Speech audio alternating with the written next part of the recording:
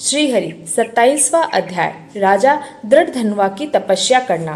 पुरुषोत्तम व्रत की महिमा को जानकर राजा ने वाल्मीकि मुनि को नमस्कार कर भक्ति और आनंद युक्त होकर स्त्री सहित उसका पूजन किया।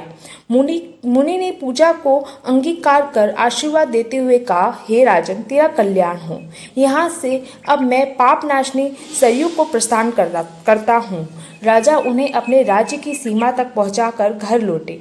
राजा अपनी रानी से बोला, रानी, इस राग द्वेषवादी 6 ऋतुओं वाले इस नश्वर संसार में मनुष्य को क्या सुख है। अब मैं भी पुरुषोत्तम प्रभु का स्मरण करने वन को जाना चाहता हूँ। तब पतिव्रता रानी ने कहा, मैं भी आपके साथ चलूंगी। स्त्री का पति ही देवता है। पति के चले जाने के बाद पुत्रवधू के अधीन रहना तो पराये घर में कुतियों की भांति रहने जैसा है। तब राजा ने उसका वचन मान उसे भी चलने की स्वीकृति दे दी।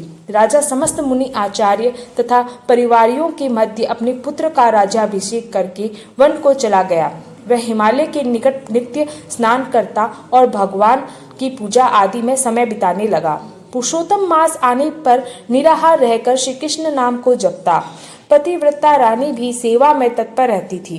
पुरुषोत्तम मास व्रत पूर्ण होने पर वह हरिगणों के द्वारा विमान में बैठाकर गोलोक को ले गया जाता। नारद से कहा कि मैं इस व्रत का क्या महात्म्य बताऊं।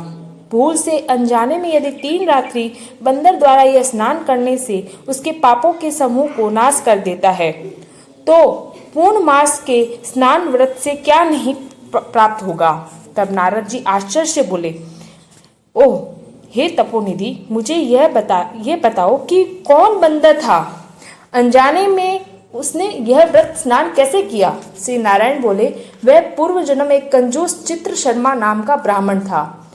उसने जीवन में कभी श्रेष्ठ अन्न वस्त्रादि भी न भोगे होंगे, न पुत्रादि का भली प्रकार पालन किया। उसने कभी भी कोई दान अपने कंजूसपन के कारण नहीं किया। लोग उसे कर्दय नाम से पुकारने लगे। वह बार बार यही कहता था कि मुझ गरीब के पास क्या है जो दान आदि दूं। उसका एक माली मित्र था। वह उसे कहता कि घर के सब लोग उसका तिरस्कार करते हैं। यह सुनकर माली ने उसे एक दिन अपने पास रख लिया। वह वहां आनंद से रहने लगा। माली ने उस पर विश्वास कर उसे अपने बाग की देखरेख सौंप दी।